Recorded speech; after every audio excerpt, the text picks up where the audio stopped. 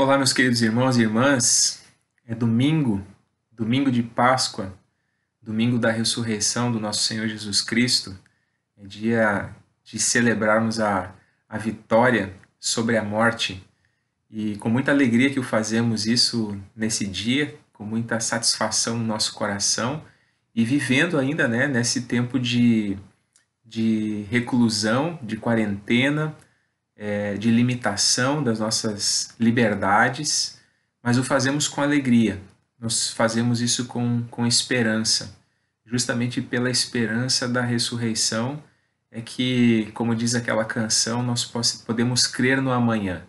Porque Jesus vive, nós podemos crer no amanhã. A gente sabe que ele venceu a morte e por isso nós nos alegramos. E eu quero convidar você para que a gente inicie esse tempo de reflexão hoje com um momento de oração. Vamos orar assim como nós estamos? Ó Deus, muito obrigado. Tu és digno de toda honra, de toda glória, de todo louvor e adoração. E nós nos unimos junto com os teus discípulos que te glorificaram ao ver que tu havias ressuscitado, que tu estavas vivo depois de ter triunfado sobre a morte, de ter pago o preço pelo pecado. Nós te exaltamos nesse dia porque ele se reporta ao centro da nossa fé. E isso é extremamente importante para nós. Muito obrigado, Senhor Deus, que nós possamos de fato hoje refletir, conversar sobre aquilo que é essencial para a nossa caminhada, para a nossa jornada como cristãos. Assim a gente te louva, te agradece, em nome de Jesus. Amém. Muito bem, hoje eu gostaria de conversar com você acerca de uma palavra que se encontra lá em 1 Coríntios, no capítulo 15. Mas antes de nós lermos o texto propriamente dito, eu gostaria de refletir com você sobre esse tempo que a gente está vivendo e perguntar quem poderia imaginar. Não sei se você poderia, mas eu não poderia. Tudo isso nos pegou de surpresa a todos nós, acredito. Quem poderia imaginar no início desse ano que estaríamos passando por uma pandemia global, sob uma quarentena, para evitar que perdas humanas fossem ainda maiores? Nós não estamos em quarentena para evitar perdas humanas. Nós temos certeza que elas vão acontecer e elas estão acontecendo. Nós estamos em quarentena para evitar que essas perdas sejam ainda maiores do que elas serão e estão sendo. Mas quem poderia imaginar isso? Quem poderia supor que teríamos uma quaresma, né, esse tempo de preparação antes da Páscoa, com tanta reclusão, já que a quaresma é justamente um convite é um convite para a gente se recolher, um convite para a gente refletir, um convite para a gente buscar a solitude, mas quem imaginaria que isso se tornaria uma realidade tão brutal como tem acontecido? Quem imaginaria essa oportunidade de reclusão dessa maneira, com um jejum tão intenso de consumismo, um jejum de estresse no trânsito, um jejum de correria, de trabalho e de tudo mais? Quem poderia imaginar? Essa pandemia, ela trouxe de volta algo que o materialismo nos roubou ao longo da nossa trajetória, da nossa caminhada como seres humanos, que é justamente essa pergunta pelo sentido da vida diante da morte. A gente volta a sentir essa fragilidade humana, como há muito tempo nós não sentíamos. Na verdade, nós estávamos assim com uma sensação muito grande, causada talvez até pelos avanços científicos, de que nós tínhamos um controle muito grande sobre doenças e sobre tantas coisas, e de que nós tínhamos todas as condições como seres humanos de lidar com isso de maneira muito tranquila, e de repente nós somos sacudidos de novo com o fato de que nós somos tão frágeis, tão frágeis, tão pequeninos. E isso é um tanto quanto assustador para muitos de nós. A gente se dá conta como há muito tempo não se dava conta da fragilidade, por exemplo, do dinheiro. Talvez os norte-americanos e o Brasil também sentiu isso, né? A chamada Grande Depressão. Alguns filmes, inclusive, retratam esse período do século passado que abateu os Estados Unidos, que gerou uma bolha econômica e, de repente, gerou uma série de problemas gigantescos econômicos no país. Eu acho que essas coisas fizeram também, naquele tempo, as pessoas refletirem sobre a fragilidade da segurança do dinheiro, por exemplo. Mas agora, de novo, nós somos sacudidos por isso. Somos de novo sacudidos pela pergunta aonde nós colocamos a segurança da nossa vida, aonde nós depositamos a segurança da nossa vida. Nós somos sacudidos com a pergunta acerca de onde estão as nossas prioridades com tudo isso que está acontecendo. Talvez hoje, mais do que em outras Páscoas recentes, ou até mais nem tão recentes assim, mais antigas, a gente tenha condições de entender por que é que Jesus veio para morrer e ressuscitar. E não apenas para eliminar os problemas exteriores. As expectativas das pessoas em relação a Jesus foram, no tempo em que ele viveu, e são também nos dias de hoje, de que Jesus ele nos livre dos nossos problemas circunstanciais, que ele não permita que a gente passe por problemas financeiros, que ele não deixe com que a gente fique doente, com que ele cuide para que a gente se dê bem no nosso relacionamento conjugal. É isso que as pessoas buscam de maneira geral, são soluções para essas áreas da sua vida. Mas quando Jesus vem, ele vem para morrer por nós e para ressuscitar. E isso, num primeiro momento, parece não responder ao nosso imediatismo, às nossas necessidades imediatas. Ele parece dar uma solução para um problema que a gente não vê como problema. Ele parece trazer uma resposta para uma pergunta que a gente nem sempre se faz. Mas agora a gente é sacudido com essa pergunta, de que a vida, mesmo que a gente tenha, goze de saúde, mesmo que a gente tenha dinheiro, mas a vida é finita. E se a nossa esperança está nessas questões circunstanciais, a morte coloca tudo isso em xeque. A morte sacode tudo isso. E a pergunta continua: que esperança há diante da morte?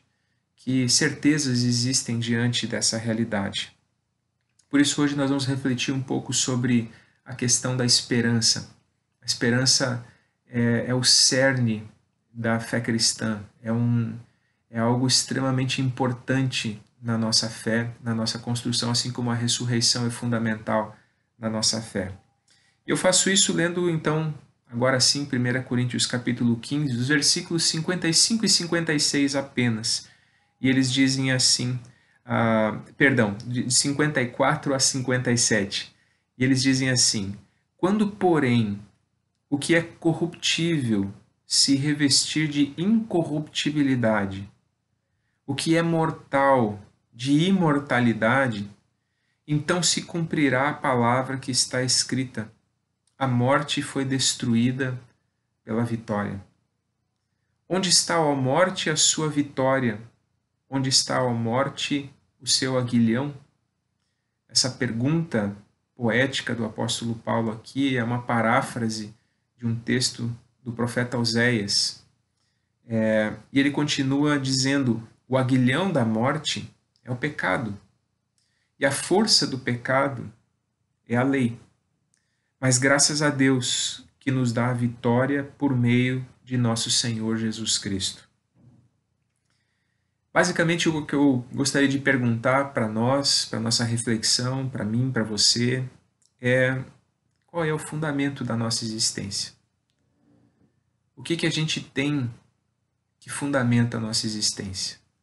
Lembrando, por exemplo, daquela palavra que Jesus disse para a multidão que o ouvia lá no Sermão da Montanha, ele disse certa feita, contando uma pequena parábola, de que existem pessoas que o ouvem e que praticam as suas palavras. Essas pessoas são comparadas a um construtor que construiu a sua casa sobre a rocha e quando vieram as tempestades, quando as águas subiram, essa casa permaneceu em pé. Mas existem aqueles que ouvem e não praticam a palavra de Deus, não praticam a palavra de Jesus.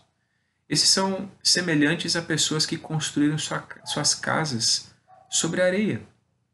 E quando vieram as circunstâncias difíceis, quando vieram as chuvas, as tempestades, ela ruiu e foi grande a sua ruína. Perceba que os dois grupos de pessoas, eles ouvem a palavra. A diferença entre eles não é que eles não puderam ouvir, um grupo deles não pôde ouvir, ambos ouviram, mas um grupo ouve e pratica, o outro grupo ouve, mas não pratica a palavra de Jesus. Um tem fundamento, o outro não tem fundamento. E enquanto não vêm as tempestades, a gente não consegue distinguir exteriormente qual é a casa que tem fundamento e qual é a casa que não tem fundamento.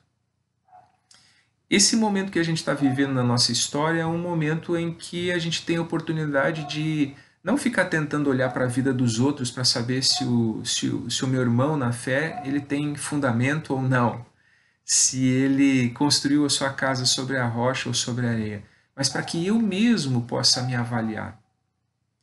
Porque se as circunstâncias arrancam o meu chão, a pergunta é sobre o que eu tentei construir a minha existência. Que fundamento que eu coloquei para construir essa existência? Se a morte é uma realidade que pode arrasar com tudo aquilo que eu entendi como certo e como bom, então sobre o que eu construí a minha casa? E talvez a gente vá fazer a descoberta de que passou a vida construindo uma bela casa, mas esqueceu de algo extremamente essencial, que é construir essa casa sobre o fundamento certo. E é um pouco sobre isso que a gente quer conversar hoje. A pergunta, então, é: qual é o fundamento da nossa existência? Ou, talvez, em outras palavras, para que e para quem nós vivemos? Para que e para quem nós vivemos? Para nós mesmos? Essa é a grande pergunta. A morte, sem dúvida nenhuma, é uma ameaça avassaladora quando não há esperança. Quando a vida não tem perspectiva de eternidade. Quando nós não temos certeza de salvação e de vida eterna. Eu acho muito difícil, eu acho que precisa ter muito... É necessário ter uma fé muito grande, digamos assim, falando de uma maneira um pouco cínica. É preciso ter uma fé muito grande para viver no materialismo. Porque as respostas que o materialismo nos oferece, elas não vão muito longe. Elas se destroem diante de perguntas extremamente simples, que a nossa alma brada o tempo todo. E a pergunta para nós hoje aqui é justamente essa. Aonde está esse fundamento e se esse fundamento resiste a essas tempestades que a vida pode trazer? Se esse fundamento resiste à destruição que os ventos e a chuva e as tempestades podem trazer. Eu quero aqui citar uma palavra do apóstolo Paulo, que é extraordinária, em Filipenses 1:21, ao falar da morte, ele diz assim: porque para mim o viver é Cristo e o morrer é lucro. Que palavra extraordinária! Viver é Cristo, morrer é lucro. O que é entender a ressurreição? O que é fazer com que a ressurreição de Cristo se torne uma parte fundante da nossa existência?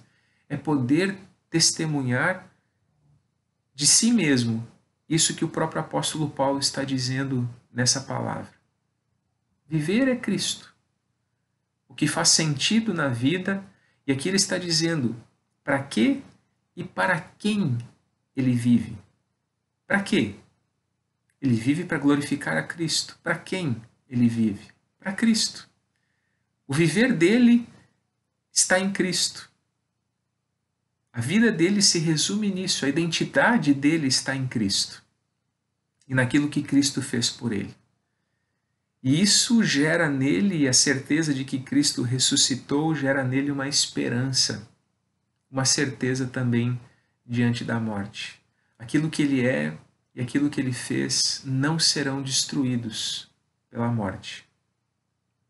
O morrer é lucro para quem anda com Jesus aqui nesta vida. E isso é algo fantástico, isso é algo extraordinário. É a esse ponto que a nossa fé precisa nos levar. É para esse lugar que nós precisamos chegar. E eu não estou falando aqui como alguém que se considera alguém que chegou lá, que sabe tudo, que entendeu tudo, que sente a todo momento desse modo. Eu estou aqui como um aprendiz, assim como você. Mas eu olho para essa palavra e eu digo, Senhor, eu não sei se eu já posso testemunhar com toda a minha alma, dizendo, para mim o viver é Cristo, mas esse é o meu horizonte, é assim que eu quero viver. Eu quero viver para glorificar Cristo, eu quero viver para a glória de Cristo. De tal modo que o desejo de me encontrar com Ele seja tão ardente que quando a morte se avizinhar, eu possa olhar para ela e entender que ela é apenas um trampolim para que eu salte para os braços daquele que me amou na cruz do Calvário e se deu por mim com todo o amor naquela sexta-feira em que ele se sacrificou por nós. É esse o lugar onde eu quero chegar na minha vida e na minha caminhada. É aqui que eu quero descansar a minha alma, é aqui que eu quero depositar a minha esperança. A minha esperança não é de que eu terei mais dinheiro, a minha esperança não é de que eu nunca vou passar por um sério problema de saúde, a minha esperança não é de que eu não terei mais problemas na minha relação conjugal, a minha esperança não é isso. Essas coisas, elas fazem parte da minha vida, mas não são o centro da minha vida. Elas têm a sua importância, o seu valor, mas elas não são a coisa fundante que fundamenta a minha existência, que dão razão ao meu viver. Quem dá razão ao meu viver, quem precisa dar razão ao meu viver é Jesus e a sua obra. Por isso eu repito, para mim o viver é Cristo e o morrer é lucro. Isso é esperança, é crer de fato que a morte foi vencida. O apóstolo Paulo tinha essa convicção, essa certeza, a morte foi vencida. E ela foi vencida porque a culpa do pecado foi paga na cruz. Você deve lembrar da palavra bíblica que diz: o salário, o pagamento pelo pecado é a morte. Então, por que a morte foi vencida? Porque o pecado foi pago na cruz.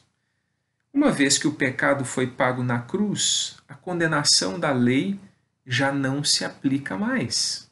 Por isso nós lemos nesse texto bíblico que eu acabei de ler aqui, que a gente usou como texto base para essa mensagem, né? O aguilhão da morte é o pecado, e a força do pecado é a lei. Uma vez que Jesus pagou esse preço na cruz do Calvário, foi removido o aguilhão da morte, que é o pecado, e também a condenação da lei, porque agora o escrito de dívida que era contra nós foi rasgado, a dívida foi quitada. A lei nos condenava porque diante dela nós éramos considerados culpados, mas Jesus ele se ofereceu de maneira justa e agora nós temos acesso à sua justiça. Nós somos justificados pela fé. Portanto, é removido o aguilhão, é removida a punição, e nós estamos desfrutando dessa liberdade. E é assim que a morte é vencida, porque a morte entrou no mundo por causa do pecado. E ela se torna efetiva como uma forma de condenação diante da lei. A ressurreição, o fato de Jesus ter ressuscitado, significa que o sacrifício dele foi aceito pelo Pai. E, portanto, esse sacrifício é eficaz e é suficiente. Jesus ressuscitou, a morte não pôde prendê-lo, porque a morte perdeu o seu efeito pelo fato de que ela agora não pode mais ser o salário por uma coisa que não existe mais. O pecado foi pago, portanto, a consequência do pecado também é destruída. E o texto que nós lemos diz que nós ainda vamos experimentar isso de maneira plena. Isso já é uma realidade. Isso já é, como nós falamos na sexta-feira da paixão, isso já é uma realidade.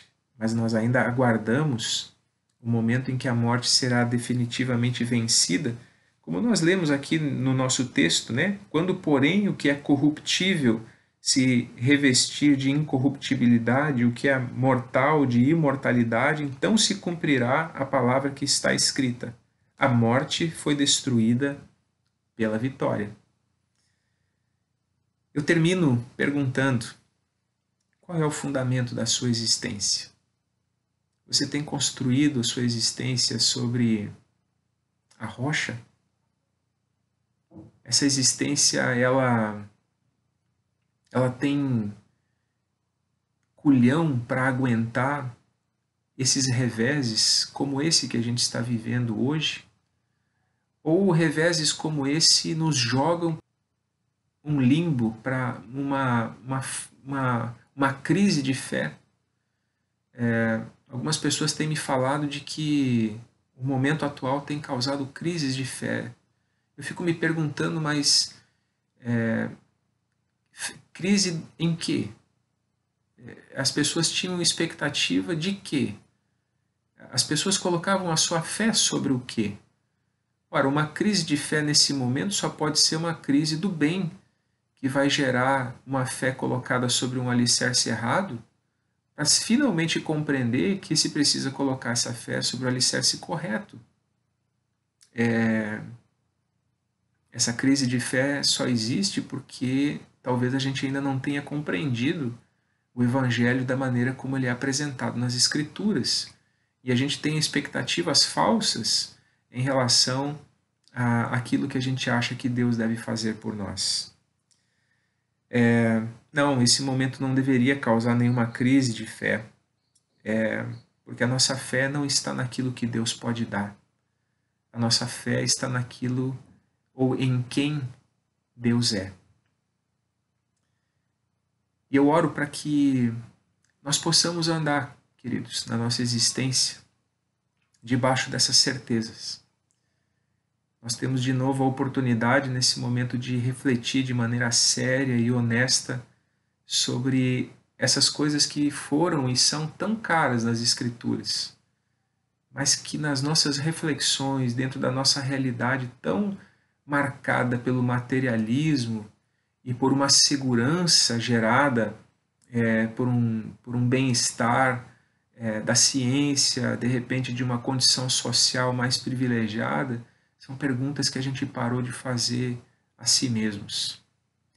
Mas que o Espírito Santo ele possa nos reconduzir a essas palavras e possa firmar as nossas raízes bem profundamente naquilo que realmente a Escritura chama de esperança, naquilo que realmente a Escritura chama de fé. Esse é o meu desejo nesse domingo de Páscoa. Esse é o meu desejo nesse momento em que nós celebramos a vitória sobre a morte. De olharmos para tudo isso que está acontecendo com os olhos daqueles que têm esperança. Nem morte, nem vida, nem coisas do presente, nem do porvir, nem anjos, nem principados, nem espada, nudez, fome, nada poderá nos separar do amor de Deus que está em Cristo Jesus, nosso Senhor.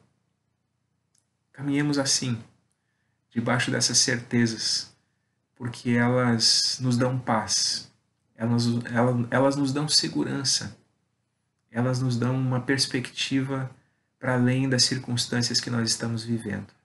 Que o Espírito Santo nos guie e nos conduza, alimentando essa certeza e essa esperança no nosso coração. Assim nós oramos, assim nós desejamos que cada um de vocês possa andar. Em nome de Jesus. Amém.